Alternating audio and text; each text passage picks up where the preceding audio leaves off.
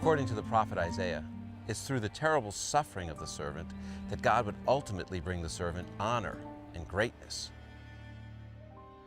When you make his soul an offering for sin, he shall see his seed, he shall prolong his days. Well, the suffering is really an important part of the picture because he is entering into what it is that we need, and the rejection is an important part of the picture as well. And what God does is he exalts the humble.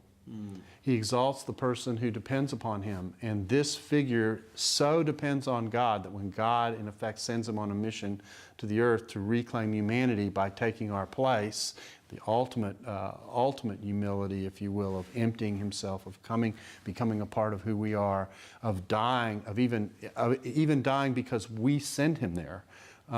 God says, I exalt the humble. I exalt the one who has this kind of faith, and he's lifted up.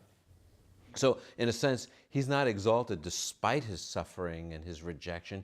He is exalted precisely because of it. It's almost like if you bounce a ball from a high height, the lower it goes, the higher it's going to bounce back up. So in 52:13, the text says that he'll be highly exalted, using language that elsewhere in Isaiah is only used about the Lord. Like in Isaiah 6, that he's the high and exalted one, or Isaiah 57, he's the high and exalted one. Here it says he'll be highly exalted. There's even an ancient Jewish tradition that says more exalted than Abraham or Moses or even the angels. But first, terribly disfigured. So it's through his suffering, through his accomplishing this mission, going to the very depths of our suffering. God doesn't stand from the outside and just condemn us. He enters into our world through his servant, goes to the very depths, and then out of that is raised from the dead, and then highly exalted by God because he succeeded in his mission. But the banner over the whole thing is, my servant will have success. You're going to go through such suffering and such agony that the text wants you to know before it starts in 52:13, don't worry. Don't worry, it's going to end well, and that's why you have that inclusio from the beginning. You'll be highly exalted, and it ends that way in chapter 53. So it brackets that whole thing with the exaltation of God. But it's very grim because in the midst of the suffering is described in such a way that the servant is treated, even though he's this exalted figure, he's treated like a leper. He's described in ways that are like a leper.